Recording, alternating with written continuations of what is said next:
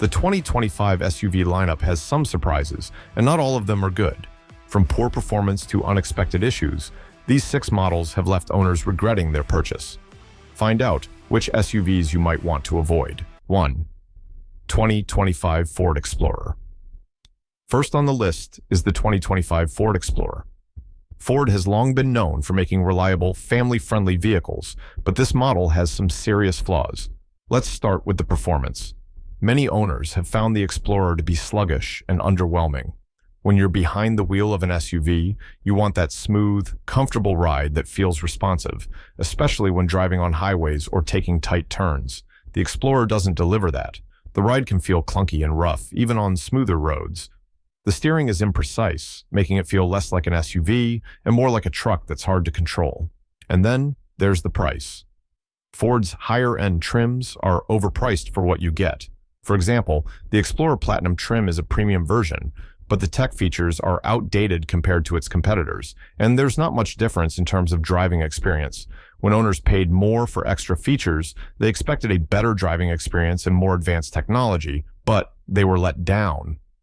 Moreover, the fuel economy isn't as good as it could be either. The Explorer's efficiency lags behind some of its competitors, especially in city driving. So, if you're looking for a reliable SUV with solid performance and great fuel savings, the Explorer might leave you disappointed. 2. 2025 Nissan Pathfinder. Next, let's talk about the 2025 Nissan Pathfinder. When Nissan redesigned this SUV, they had high hopes for it to be a top contender in the family SUV segment.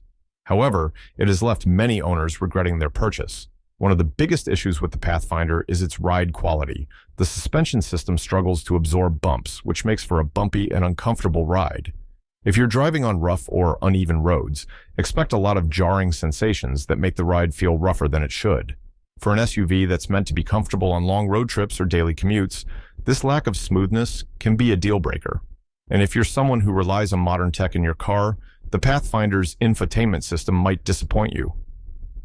While Nissan did add Apple CarPlay and Android Auto, the system is outdated and lacks the sleek, intuitive interface you'll find in other 2025 models. Navigating through the menus can be frustrating, and some features are harder to use while driving. With all the technological advancements available today, you would think the Pathfinder would offer a better system. 3. 2025 Chevrolet Traverse. The 2025 Chevrolet Traverse has been one of the most disappointing new SUVs for many buyers.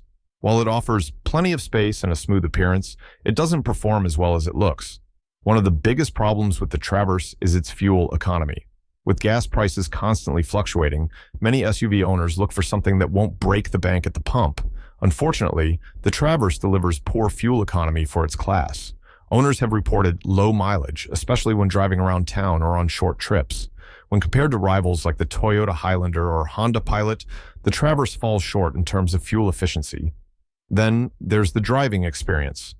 For a large SUV, the Traverse lacks the power and agility you'd expect.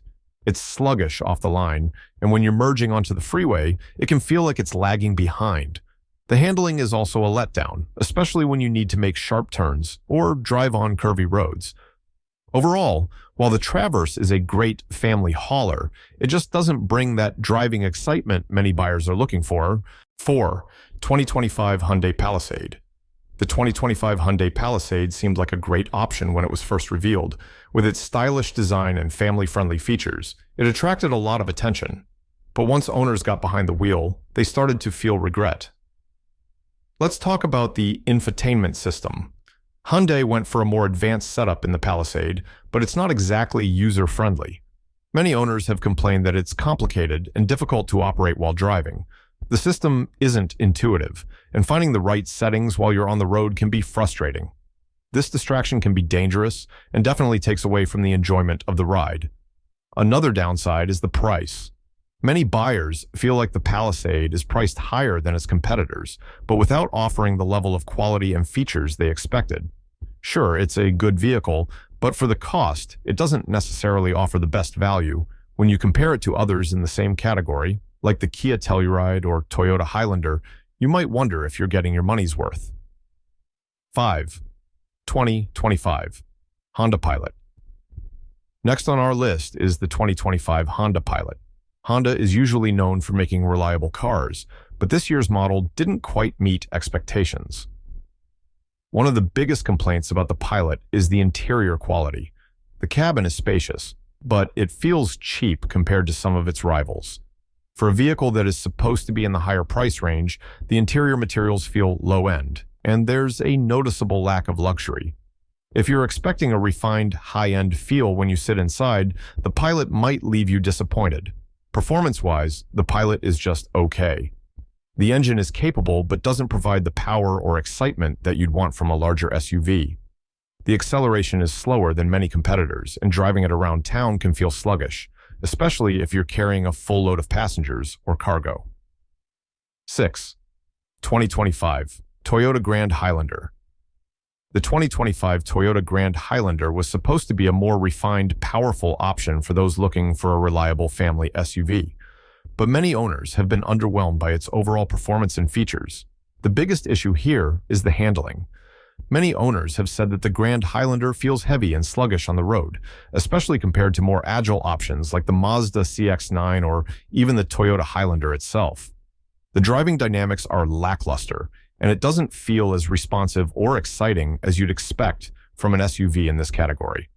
Then there's the towing capacity. Toyota made a big deal about the Grand Highlander being able to tow more, but many owners found the actual capabilities to be overestimated.